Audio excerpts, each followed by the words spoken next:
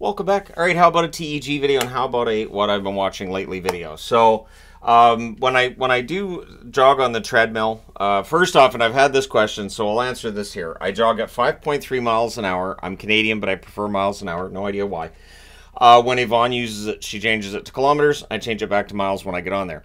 And I have the treadmill at a 1.5 degree incline. I find that keeps my ankles from hurting. When it's flat, hurts my ankles right away. It's just it sucks, and you don't burn as many calories that way. So I do that for 750 calories. But while you're doing the 5.3 miles an hour, or if I'm listening to music, I can get up to about 5.7. Like, I don't push myself to go too fast because, like, I don't want to hurt myself. It really is just about burning off the calories, staying in shape. So that's what I do. But while I'm doing that, if I listen to music, I go faster, but if I'm watching TV, I find it's better if I'm watching something I haven't already watched. So watching The Office, it's fun, but I've watched The Office so many times through, I need something else. And reality TV is better than some long form, I gotta follow everything, because there's all kinds of details to follow with some of these shows. So I thought, all right, I'll watch The Challenge. The Challenge USA, I saw a lot of ads for it. I thought, all right, I'll give it a shot. I've never watched it before. And then I found out that even though it shows season 2 in my listings, it's been around for about 20 years.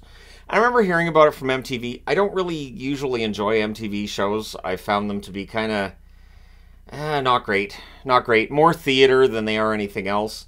And The Challenge is, a lot of it is theater. Absolutely a lot of it is theater. However, I'm hooked on it. I've already watched like 8 episodes of this season. I know this season's done. I already know who wins, but I want to watch it. I want to see this because the first episode I was like, wow, this is actually kind of cool. It's not as extreme as it's marketed. Like, it's marketed as this really extreme, oh, this is, normal people can't do this. But it's a fun show. I enjoy it. So, got a new reality show that's an old reality show that I'm hooked on, and I'm not going back and watching all the other seasons. I'm not doing it. It is interesting, though, because the vets. So they show, like, the vets, oh, they're coming back. Well, they're older now. So obviously they're going to be, somewhat more laid back, and they're not going to be so in each other's face all the time. So I wouldn't be surprised if we don't see as many vets going forward, because it's you want the drama, right? And the drama is important. And of course, while I was trying to remember everybody's name, I was like, well, that one looks like Becky Lynch. This guy, he looks like Sami Zayn, Wes. And so I was like, all right, then he's enough to follow. I'll root for Sami Zayn here because, Wes looks like Sami Zayn. But anyways, so I'm hooked on that. And sadly for my wife, Yvonne, when next summer rolls around, she's going to be watching it with me. I just haven't broken it to her yet. Because it was really made out to look like it was more than it is. So at any rate, if you've watched The Challenge, let me know your thoughts in the comment section below. And again, I know reality TV, you have to use air quotes each time. So Doctor Who, there's a lot of discussion within the Whoniverse right now.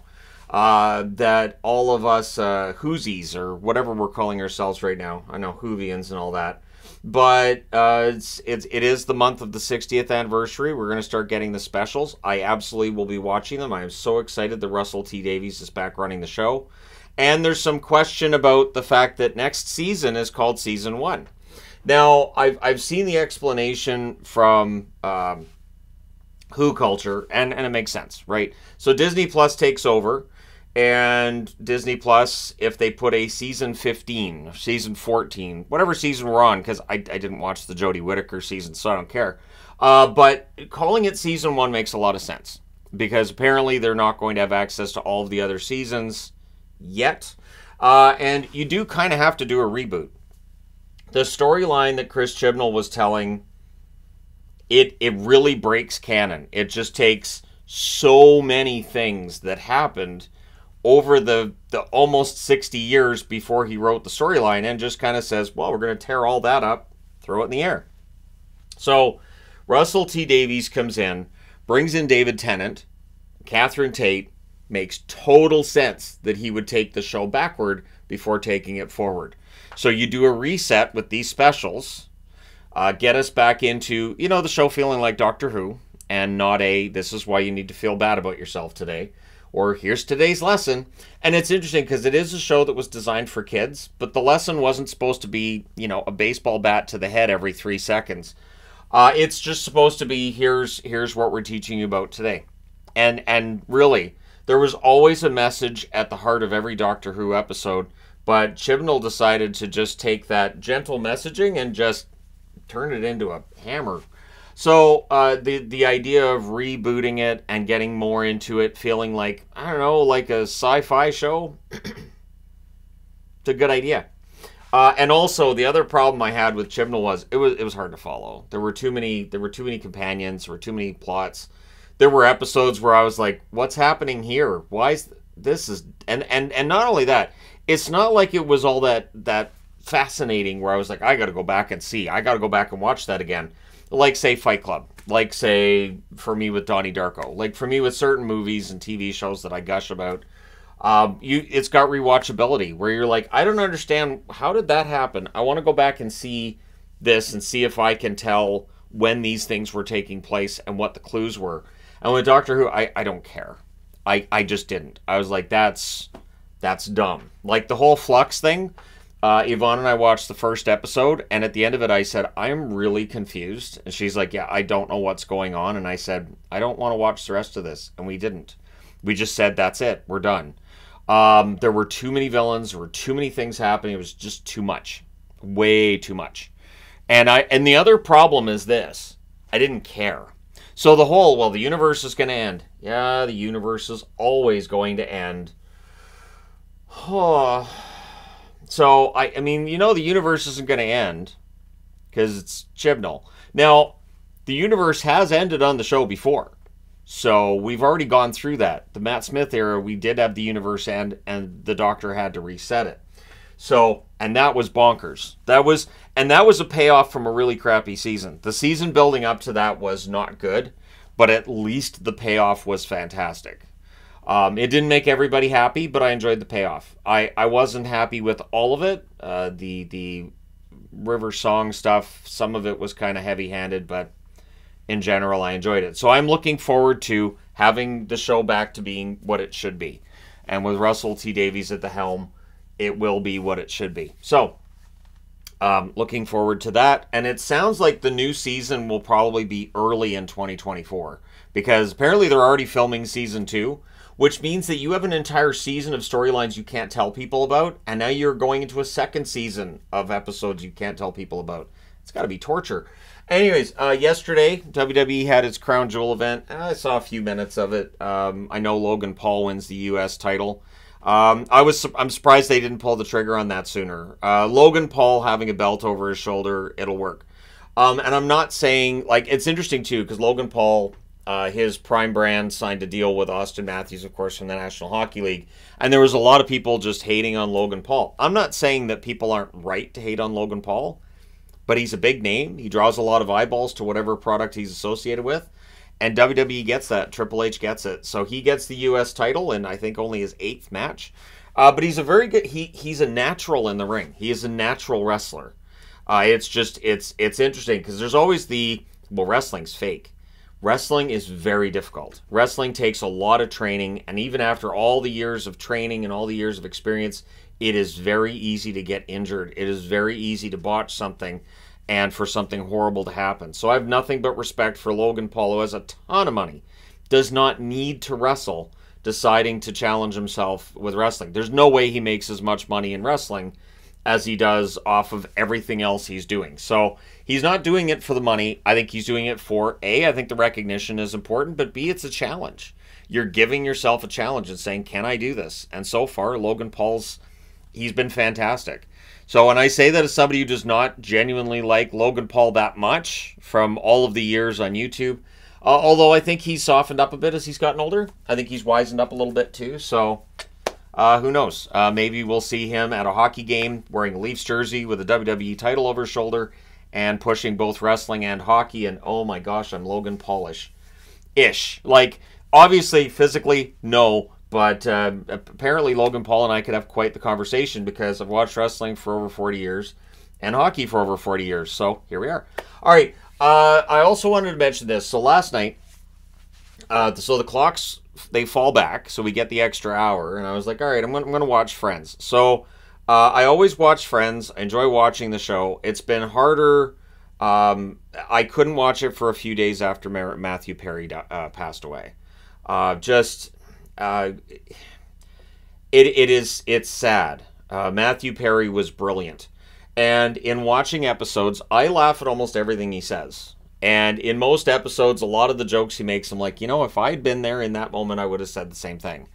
A lot of the wisecracks, I'm like, yep, that's definitely something I would say. Now, that's not unusual. A lot of guys were like, I'm a Chandler. But in my case, I'm like, yeah, nope, or there's jokes that he's used that I have kept in the memory banks up here that I unleash every now and then on Yvonne when something happens and I get the look. Because she knows I'm just quoting Chandler. But at any rate, last night I watched the Ross-Rachel breakup storyline. Now, I've been vocal over the years, way before I had a YouTube channel. I did not like Ross and Rachel together. I didn't. And so when they broke up, I thought that was best for both characters. I actually thought that Joey and Rachel together were a more natural couple because they're both kind of self-absorbed. They have very similar personalities. I thought there were new jokes we could tell rather than just going back to the well with Ross and Rachel. But Ross and Rachel, that episode where they break up, it might be my favorite episode. It might be the best written episode of the show, where they go hours and hours and hours of arguing and debating. I've gone through that. Now, Yvonne and I have not had that experience. We had a couple of long nights when we started dating. You do have those moments where when you start dating and the lines are being drawn with certain things. And watching Love is Blind, I see that too, where these couples, they start living together and you see some things, there's some battle lines there. But just the fact that they argue throughout the night and it ends with Rachel realizing she can't get it out of her head, she can't let it go, and he has to leave, it's heart-wrenching. And even all these years later, I'm like, you know, this is really, really well written. And it's one of the few episodes where Ross isn't insufferable. Ross is a very insufferable character most of the time.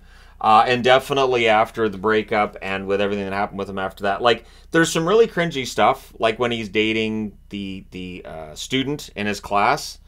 That hasn't aged well at all. There is nothing about that entire plot line that's aged well. There are definitely discussions about what hasn't aged well in Friends. I don't think it's as bad as a lot of people might think. There are definitely some cultural changes that we've gone through since then. But yeah, the Ross-Rachel breakup, it was just so well written. For my personal belief on this, it is that when Rachel said, yeah, we need a break, I need a break from you, he was single. If coming from a dude in that situation, you go, all right, I guess I'm single. And also with Ross having come out of a divorce and being so concerned with things falling apart, when you get the girl and then the girl says, I need a break from you, you'll convince yourself, well, she's not coming back. I speak from experience where you're going to say, well, that's that. And in my case, that was usually how that worked out. So nobody cared if I was cheating, which, spoiler alert, I never did because I was always single for a long time after a breakup. But at any rate, yeah, the Ross-Rachel episode, I think, is the best written episode of the show. And it's interesting. I even looked at an article on the writers and why they broke them up, and they just felt like they were boring. Yep. And then the final episode, for no reason, they're back together. And I was like, really? Rachel's going to give up that wonderful life she was going to have for Ross? Like, we've gone through years of them fighting with each other, and will they, won't they again, and then having a kid, which was weird, and living together, which was weird. And they didn't get together, but they get together now. It just seemed so tacked on. That final episode of Friends enraged me, basically from start to finish, because of the Ross-Rachel stuff. I didn't think that was needed. I thought Rachel could have gone to Europe and Ross could have said, you know, maybe we'll meet again next time and, you know, give me a call sometime if you're in the city. And then that's it. I don't think you have to have that ending. But let me know your thoughts in the comment section below as always. Don't forget to hit like and subscribe if you're browsing your way through. You just happened upon this video. Thank you guys so much for watching, for all your support. I will talk to you again soon.